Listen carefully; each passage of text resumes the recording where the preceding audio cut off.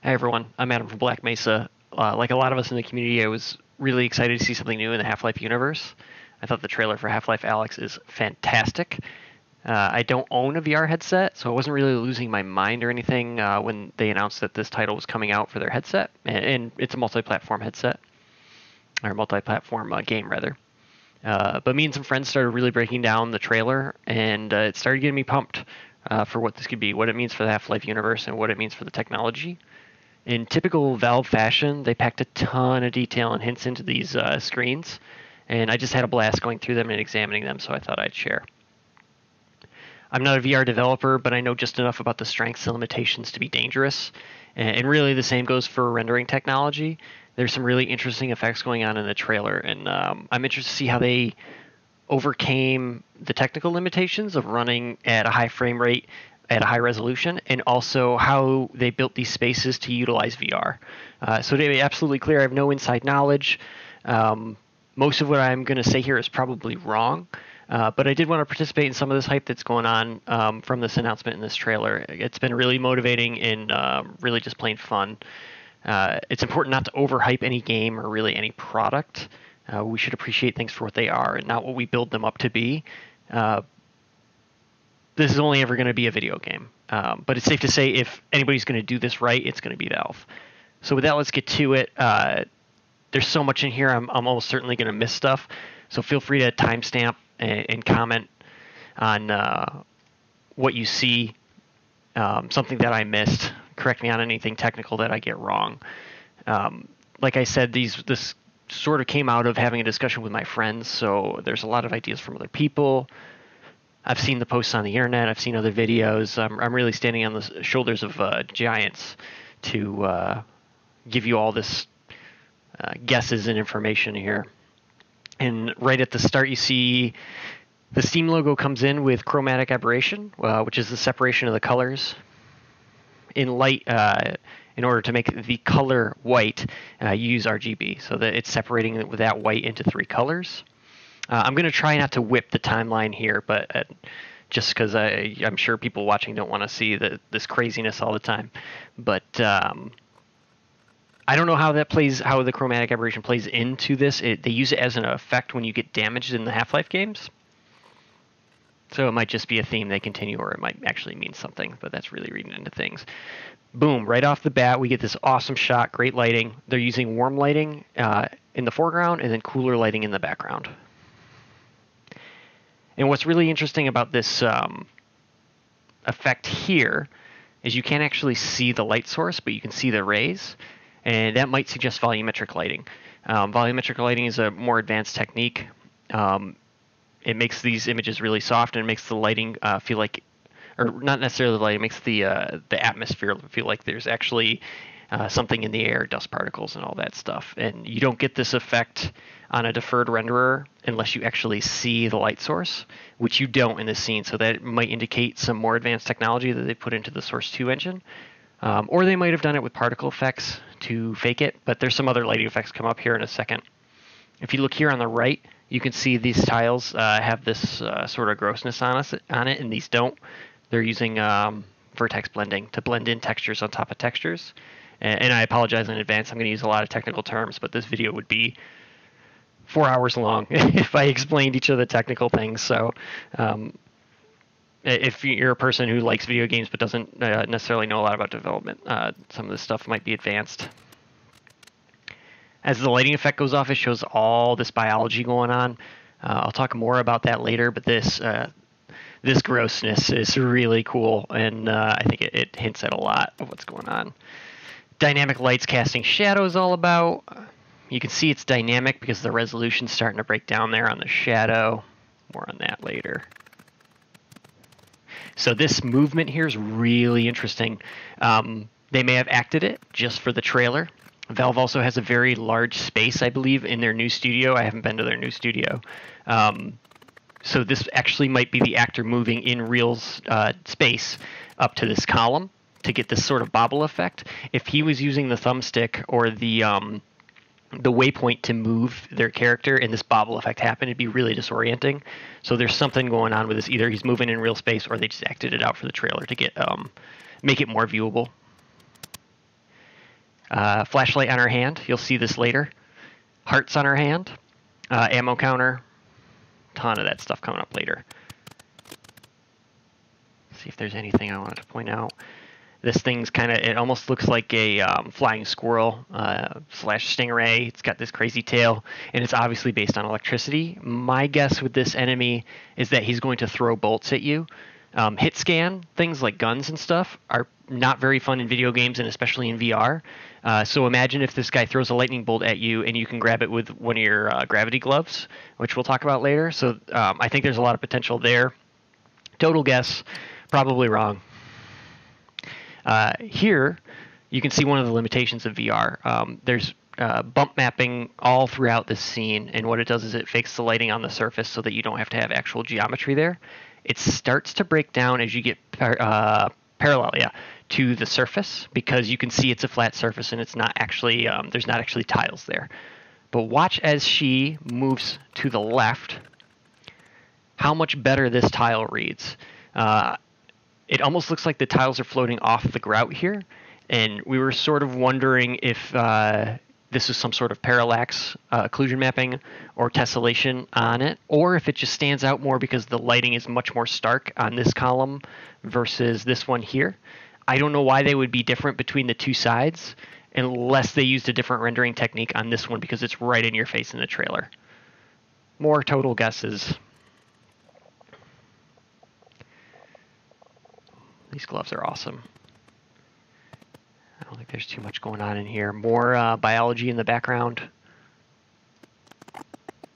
And now we really start to get into some of the lighting effects and what's going to push this above the rest in terms of a VR first-person experience. Watch as this head crab gets into the light. You can see subsurface scattering.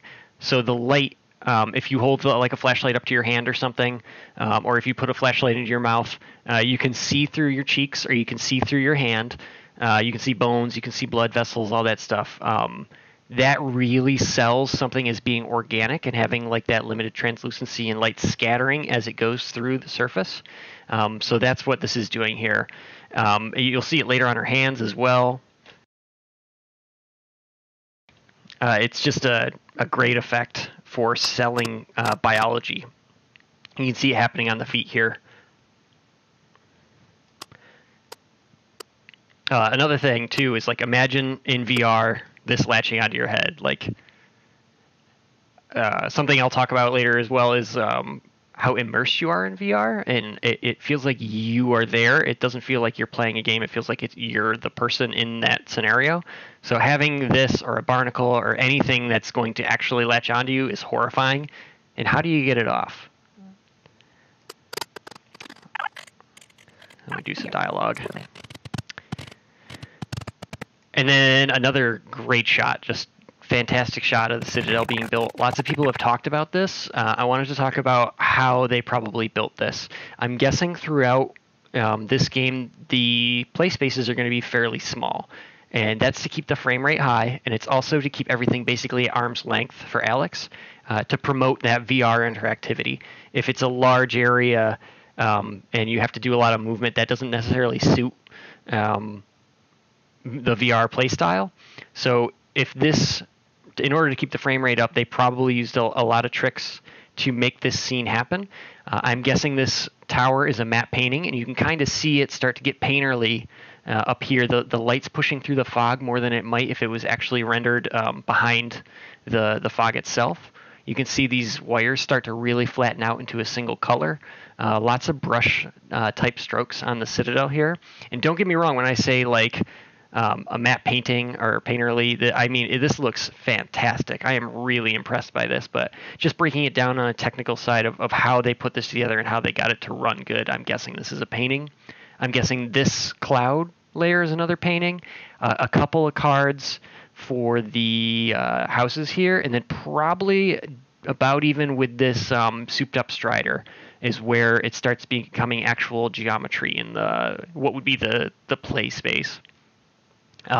Really interested to see how these wires go from being basically in your face to a 2D painting. You can sort of see it transition there, but getting that seamless, even if this was a full model, getting this transition seamless is just crazy. So hats off to them for this reveal. It is great, and if it runs smooth, it's just a real achievement. I got goosebumps when the Valve logo came up and I first watched this. Excuse me. Hey, take a breath here. I'm hyping myself up. This is a sort of, to me, this is like a flex of what Source 2 does. And the average viewer might not really notice much other than this awesome Strider design. But just how seamless this all is together on this building. Doing this in the Source engine, the original Source engine for that what Half-Life 2 is built on, would be very difficult, especially with this mural that's going across the damage sections. So I really think they're sort of showing off their capability here with their new BSP editing and the amount of models that they can pull in as compared to their previous engine. Look at the rendering on this dude's mask. They've definitely overhauled their material system. The new hotness is PBR materials, and they almost certainly got that in this game, and you can see all the good it's doing. This Strider has some sort of exoskeleton that I assume allows it to lift more. So even though he doesn't have a gun, he might be able to do some craziness, like he might be smashing through buildings and stuff later. And there is this articulating arm here. Let's see what else we got going on here. The merry-go-round, kind of a callback to the physics of Half-Life 2. The seesaw. They had to put that in there somewhere, I'm sure. Looks like they're having standard AR2s.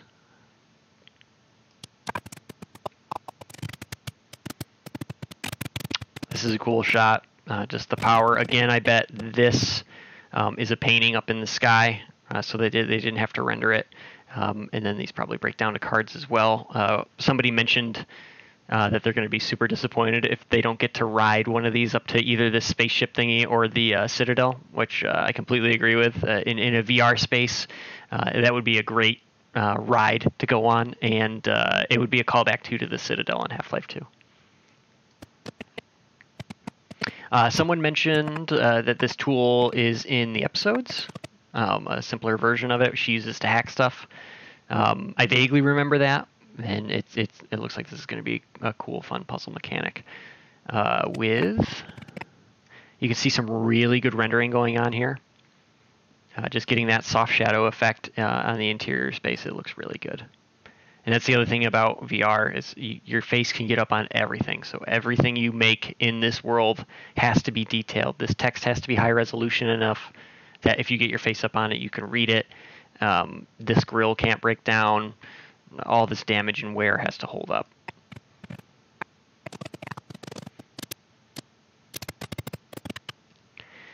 I am super impressed by this thing. I don't know what it is. You can see there's some railroad tracks down here. And then this whole thing articulates back, and keep an eye on this cutout too. As it goes, it rotates to allow it to nest into the arm there, and this whole arm articulates back. This doesn't drop it doesn't drop vertically at all. This whole thing is like a great industrial design as it articulates back.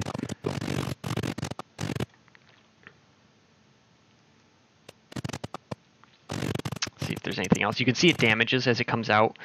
Somebody suggested that this might be like a specialized gate that you somehow unlock, which would make sense. I initially thought they might be playing it backwards, whereas this was boring into the wall. But you can see some arch bricks there. It is damaging it, and the particles are going in the correct direction for this to be being removed. Valve might be up to something tricksy, but I think money's probably on this as some sort of gate.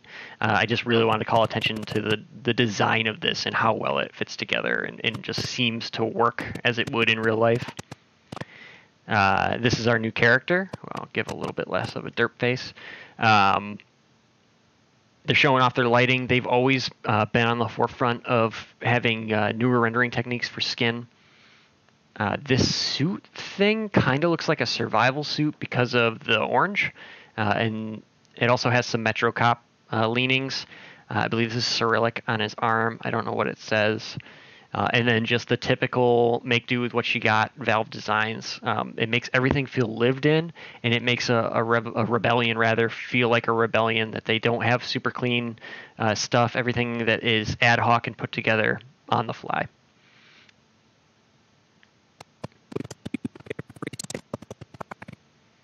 This.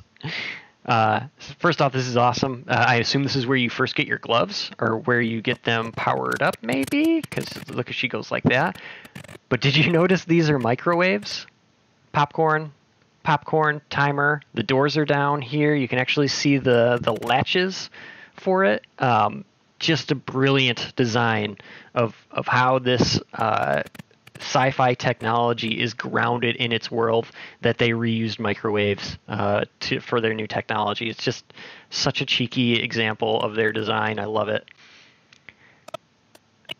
This is a really good scene. Pretty sure this is an up-resed CSGO prop. Interesting materials. Really funny scene where he says it's unloaded and then it's not. Showing off some of their materials there as well. You can actually see through the car here a bit. I don't know what's going on there, but you can see the dirt on the other side start to move. I don't know if they got one-sided geometry or what. And then the gravity gloves, which I'm sure everybody's noticed. They got these little antennae that come up, and I'm assuming that's going to be just like the gravity gun in Half-Life 2. When there's something you can interact with, the little mandibles on the gravity gun start to pulsate. So these are probably going to pulsate, and then the object's going to glow, just to give the player really good feedback of, hey, you can pick this up using your gravity gloves, which is just awesome feedback. And then that does the whoop right into there. This is a really interesting gun design. It appears to be a 1911 with a fixed barrel. I'm a gun nerd. I won't go too much into this, other than the stuff they use for gameplay, which is coming up here in a sec. Throws you the magazine, which you catch, which is awesome. Notice the bullets glow.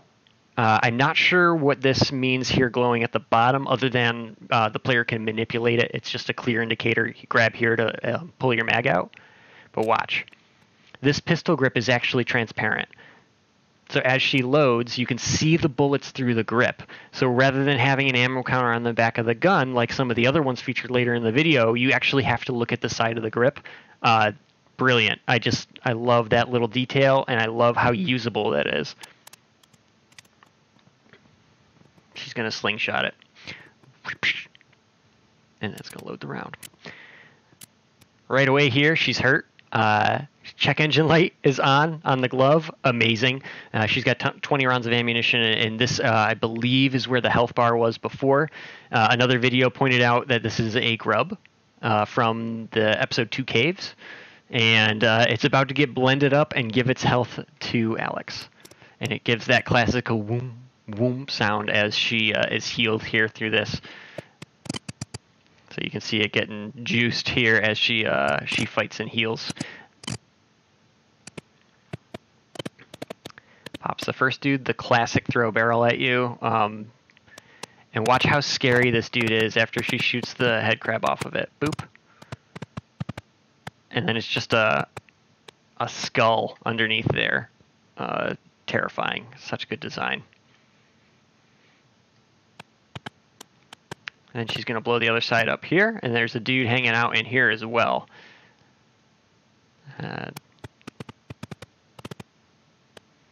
Boop. You can really see him there now. And you can see her health going back into her hearts. But that whole scene is just packed with detail and things that point to how this game plays, and it's really cool. Anything I wanted to mention on the gloves? It looks like she does not have her flashlight here, but I could be wrong. Someone else pointed out to me that this might be an indication of per-object motion blur, which is super important to selling things in motion. In VR, you can't do full headset blur. It's my understanding anyway. Like I said, I'm not a VR dev. You can't do full headset blur because it's going to really disorient you. So you can... per-object motion blur is much more processor-intensive. Well, resource-intensive. It's not just on the processor. You see that guy smashing through. You can see the boards falling Typical Half-Life awesomeness. Another great scene, showing off what you can do in VR. Lean your head right into that hole just to get a better view. Look at all the craziness that's going on here. There's a better view of this gun later. Look at their packs.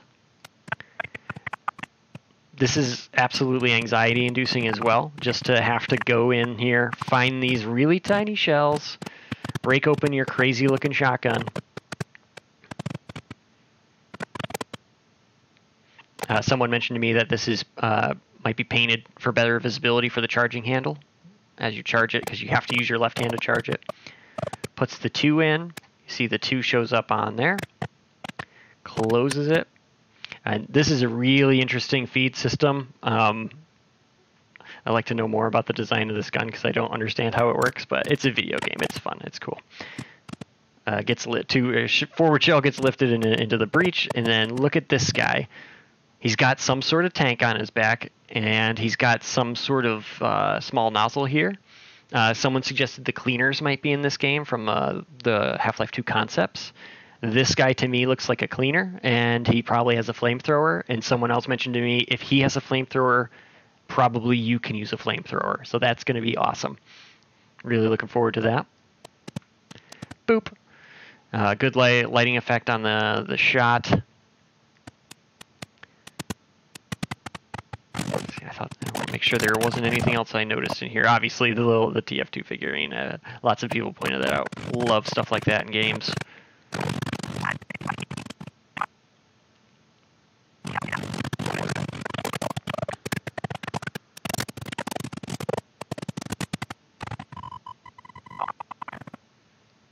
Eli, I noticed he's in what looks to me like a silo.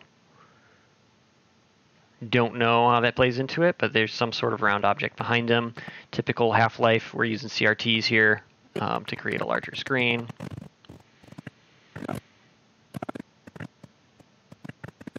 These look like modified short AR2s to me. Like an SMG AR2. And you can see when she puts her hands up, she doesn't have the gloves on. That's what I was going for. I got distracted. There's a scanner in the background. Interested to see if there's some sort of crowbar or something that you can bash stuff about with. So I've had very limited experience in VR, but I'm told that just the scale of things in VR is what sells it. Because A, you feel like you're actually the person in the room, and B, you have depth perception, so you can see how big things are. Striders are massive in real-world scale, so imagine this actually walking over top of you in a game and feeling like you're there. I think this is going to be, along with the earlier Strider scenes where they're sort of in front of you, I think this is just going to be wild. Poison head crabs just crawling all over the place. Hint to the barnacles. I'm willing to bet, and this will show more later, that the barnacles are relatively limited use.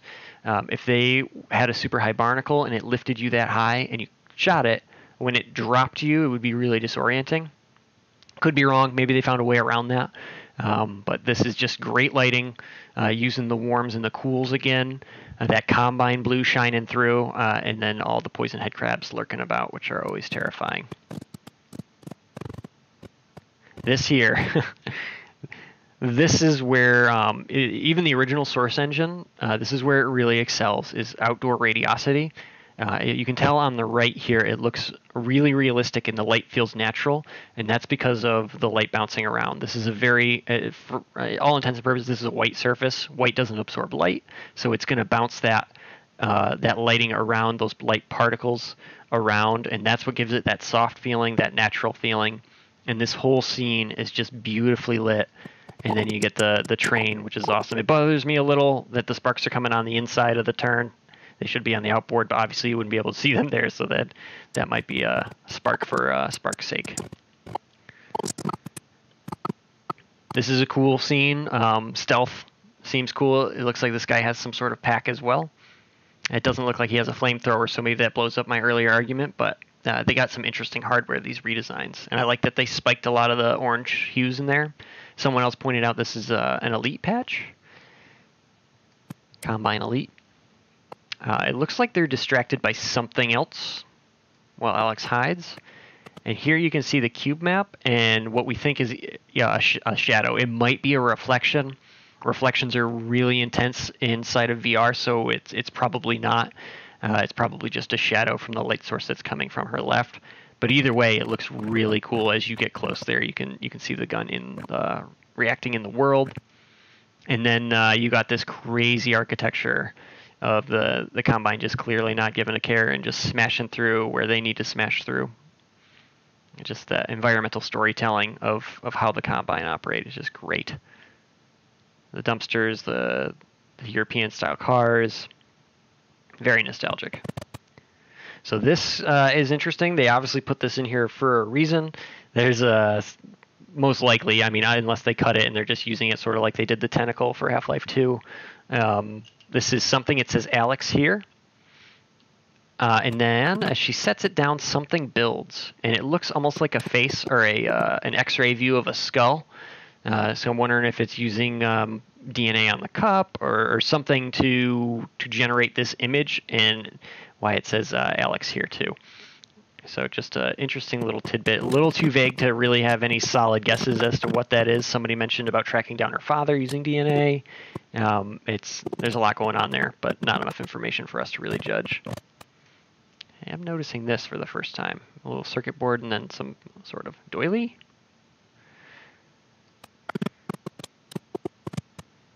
Everybody's really liking this. Smash the peanuts on you. Watch the box as it gibs, though, as it falls apart. Boop. Almost gone immediately. It breaks into like 3 gibs. And that's probably a smart performance thing. It's something you don't see in full motion. They can have this large box break into small physics objects, and these peanuts are probably, they're calculated, but not as interactable as the woods would be. And then you can see the ammo drop out. And they're probably going to do the same thing that they did in Half-Life 2, where the ammo drops directly down regardless, so that it can't fall over an edge, and you can't sort of screw yourself out of getting the ammo that you wanted by tossing it around, because they want you to interact with this stuff. They want you to throw it around, so they don't want to punish you by having the ammo go flying off into the distance. And you'll see it kind of hang for a second. I'm wondering if it bounces off the NPC character. Boop. Right there, it sort of spindles about. And then it falls to the ground. And then the guy obviously gets blasted. Some good particle effects. Both of the blood spurt and the muzzle flash. Something I didn't mention too, at least I think I didn't, in the initial blue scene, I won't roll back. The very first scene when that little flying squirrel, manta ray, shocky thing is crawling about, it appears to be lighting the particles. Lit particles is a huge thing in modern engines. It really sells the atmosphere, just like that volumetric lighting. And it looks like this particle effect for the smoke from is being lit by the muzzle flash, which is awesome. Pushing dudes out of the way. Somebody mentioned that this appears to be barbed wire. These guys don't appear to be hung by biology, like a barnacle or something. So this might be a rebels getting up to no good or something. And then you can see a good shot of the barnacles, which have been beefed up significantly. And again, they're very low, and that's probably to help with the player staying acclimated and not falling 2 stories. But again, imagine being in this world and having your face pulled up into this. It's just horrifying. This starts to get wild as well. A lot of predictions that there's some Xenian stuff. My prediction is that the Xen is still leaking into Earth, and that's what the cleaners with the flamethrowers are for. They're sort of keeping Xen at bay, burning up this stuff wherever they can find it. In addition to fighting the rebels, they're trying to keep control of Xen and its overgrowth of the city. I don't know how that plays into the narrative, but that's just sort of my guess. Lots of little details going on. Watch how these lights retract into themselves. That's extremely technical. I'm not sure how they did this. I'm guessing it's a series of blend targets. So it goes blend target 1, blend target 2, blend target 3, blend target 4. But just the amount that these roll back into themselves is just crazy, and it's really hard to do in a video game or really any type of 3D. So that was really impressive to me. They got some blinky stuff here, and then they got this crazy Xenian looking thing. And if you look too, this whole base appears to pivot. It's not just the arm that goes up, this whole thing moves. This appears to be built by Vortigons, and then has a door. This might be a subway car based on how narrow the door is. And there's something here too, which I didn't notice before. Blue lighting up in here. It appears to be more Xenian elements. A lot of biology growing in here, a lot of grossness. Look at the reflections on this brick. Really awesome rendering. I wish that shot was longer. That's just a great little scene. This is another great scene. Awesome lighting, awesome materials. I think this guy's shadow is just a bit off, but you can see another guy here crawling on the wall, which I don't remember from the other ones. Much more nimble head crabs, it seems, on this timeout, which is awesome. More packed stuff. Like, they're just constantly hitting you over the head with so much cool stuff. My guess is that this is a teleporter setup. These kind of look like galaxies. You can see an input here maybe, and then a travel to an output or something like that. And as she gets it in the right spot, boop, everything turns to blue, and then you can really start to see that these might be galaxies or destroyed planetary systems or something like that. And it's just so much information. This is really cool. Good lighting, good rendering. She's going to use, see how the little things are up? It means she can grab this thing. She's going to pull it into her hand, which we believe to be a grenade. But watch as she pushes the button. This top part is of the paddle, like on a grenade. The thing goes bing as you pull it off. Bing, that thing goes off, and then these little spiky things come out. So I'm wondering if this is a proximity mine. And then this red band is an indication to the player for when the enemies use them, they're going to be pulsing so that you can see where the proximity mine is roundabouts. So she sort of just lifted a proximity mine off of him, charged it, and is probably going to throw it back at him. Cool little thing. Not sure what else is going on in here.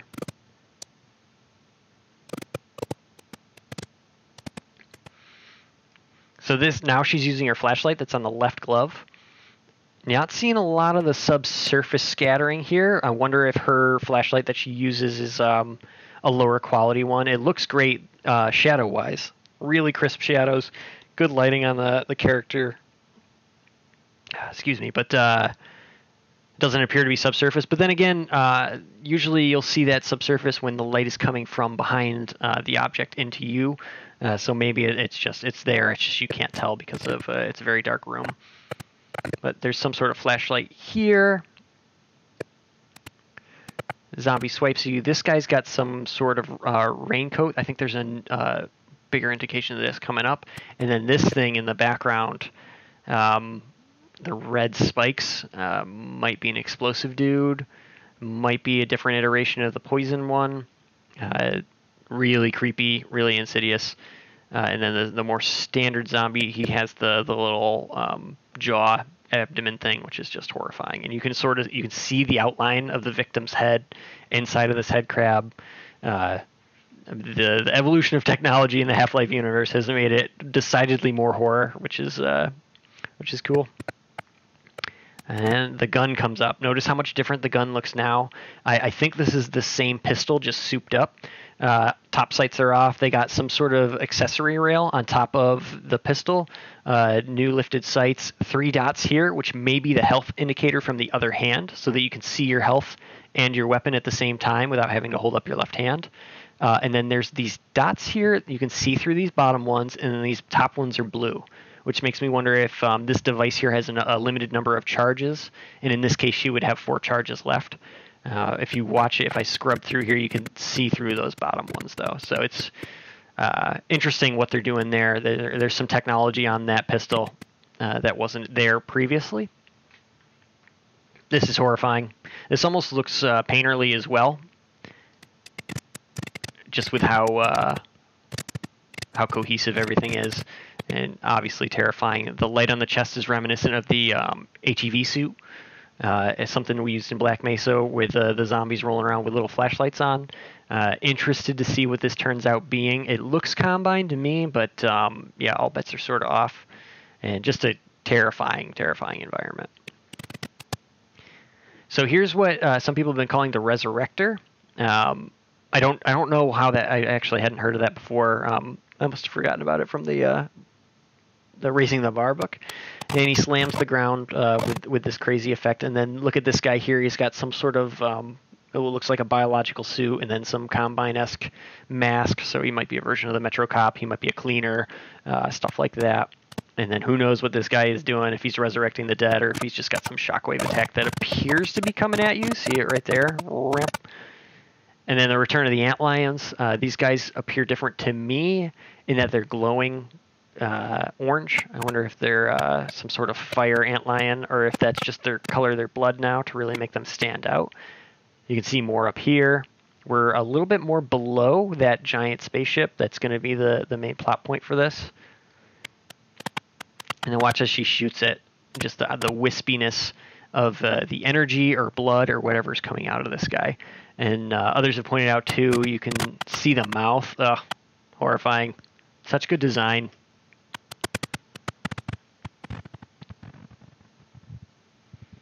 I think this is a card as well, as in this is a 2D image that they're stacking into the environment so that they don't have to render absolutely everything. Like all this is in geometry and stuff, and it could be multiple cards layered on top of each other. Like this could be a cutout, and then this front piece could be a cutout, and then this back piece could be a cutout, so that you get that parallax as you move your head around, but it's not fully modeled geometry with its own textures and stuff. And they'd have to be doing the same tricks too with these wires that go out into space. It's entirely possible this is in the game world, and they're just using really good render tech to make it feel cohesive and unified. But my guess is that this is an alpha card as well. And if I didn't explain earlier, the reason for that is if you have small contained spaces, it keeps your frame rate up because you're running. Correct me if I'm wrong on the specs. You're running 2 eyes at 1440, and then you got to have that at 144 hertz, which is a really high frame rate for any game to be running at, let alone something with that higher resolution. So keeping the spaces small and compact saves you on the frame rate. And then from the gameplay side, having everything in arm's reach is really important. If movement's a huge challenge inside of VR. So if you can have everything that the player can just reach out and grab, it's going to make them feel more immersed in the world, and it's going to make things run smoother. From what I'm told, you can choose your movement mechanic inside of this, so you can teleport spot to spot. You can use the thumbstick on the controller. You can move in actual space if you have a room that's large enough. So that's really great that they're giving you that option, and it says that there is some serious mobility in the game. But I do think they're going to limit the size of their environments, specifically for frame rate and specifically for gameplay. And they're going to be really smart about how they punch out these holes and reveal the Citadel or reveal the spaceship or that souped up Strider earlier. They're going to be really contained punch outs that make you feel like the world is bigger than it actually is, and then they're going to pull you back in to these tight spaces that work better for gameplay. Great shot. And they didn't really exaggerate the moon, and it still works. It's just great art direction. Somebody else pointed out this is the lambda symbol upside down, and it's also the last thing to fade out as it goes to black. You still get a hint of that. Like just the subtle stuff is what I really enjoyed about breaking down this video. And then look at that. Like, how creepy is that? What a great move. And it's a bit much, but when you watch it the first time, it works perfectly. And then they fade it away. They make it more realistic. And then they're going to bring it back in just to really menace you. And he doesn't say anything. He doesn't really even make that mean of a face. It's just kind of insidious. And it's great. And then the March 2020, of course. And I think that's everything. Yeah. Props to them for going multi-platform. They clearly want to build the environment. They want people to be in VR, not just on their system, but on other systems. exclusivity is not. I understand it, but it's not good for the gamers themselves. So I'm really happy that they took the gamble that people were gonna buy this game and they put it on a multi-platform. That's a huge shout out to them for doing that. There's some audio stuff in here that I didn't really talk about because getting a phone call. There's some audio stuff in here that I didn't really talk about just because I had more than enough to ramble about as it was. The big thing that stuck out to me was when Eli says, close your eyes, just like he says before he dies in episode 2, spoiler alert. But yeah, I mean, like I said, I'm sure there's a ton of stuff I missed in this. This video isn't monetized. I didn't want to have some cynical marketing ploy. Don't worry about liking or subscribing. But if you saw something or if you have a correction, please post it. Super short on time these days, but I'd love to see it. Just stay positive, be excited. It's a great time to be a Half-Life fan. Thank you, and thanks to Valve for this awesome teaser and the work that they've put in bringing this to life. Like I said, I don't have a VR headset, but it's still really exciting to me. Nice work to them.